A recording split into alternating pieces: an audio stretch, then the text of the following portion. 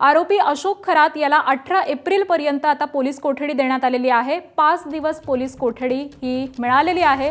आज त्याला कोर्टामध्ये हजर केलं गेलं आणि यानंतर आता पुन्हा एकदा 5 दिवसांची पोलीस कोठडी मिळालेली आहे। आज चौथ्या प्रकरणातली सुनावणी ही पार पडलेली आहे आणि त्यानंतर आता 18 एप्रिलपर्यंत खरातला पोलीस कोठडी मिळालेली आहे।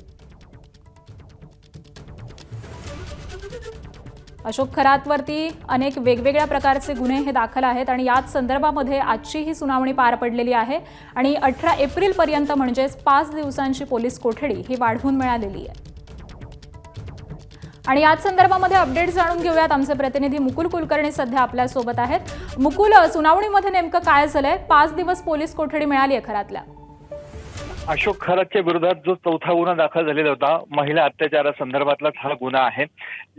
या गुन्ह्यामध्ये देखील त्याने कुठले रत्न देतो आहोत, मी दैवी अवतार आहे, त्या तांब्याच्या भांड्यातील जल दिलेलं होतं, पेढा खाऊ घातलेला होता, अशा स्वरूपाची त्याची मोडच होती आणि या प्रकरणी हा गुन्हा दाखल करण्यात आलेला होता।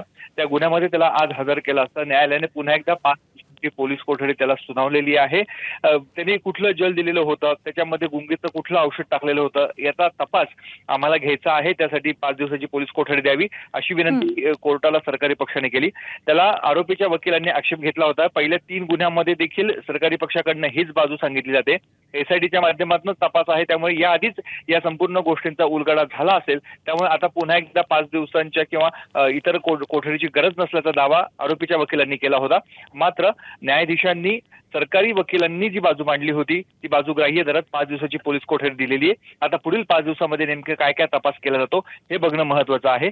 सुरुवातीला ज्यावेळेस न्यायालयीन प्रक्रिया सुरू झाली, अशोक खरात हा व्हीसीच्या माध्यमातून उपस्थित झालेला होता, मात्र त्याच्यापर्यंत कोर्टामध्ये काय काय चालू आहे हा आवाज जात नव्हता, त्यामुळे तांत्रिक बिघाड झाला। त्यासाठी 5 ते 7 मिनिटं सुनावणी ही थांबवण्यात आलेली होती। महिला कॉन्स्टेबलच्या मोबाईलवरनं व्हिडिओ कॉल करण्यात आला आणि त्या माध्यमातून कोर्टामध्ये काय चालू आहे, न्यायाधीशांना काय म्हणायचं आहे हा आवाज आरोपीपर्यंत पोहोचला आणि त्यानंतर ही संपूर्ण सुनावणी सुरळीतपणे पार पडली आहे।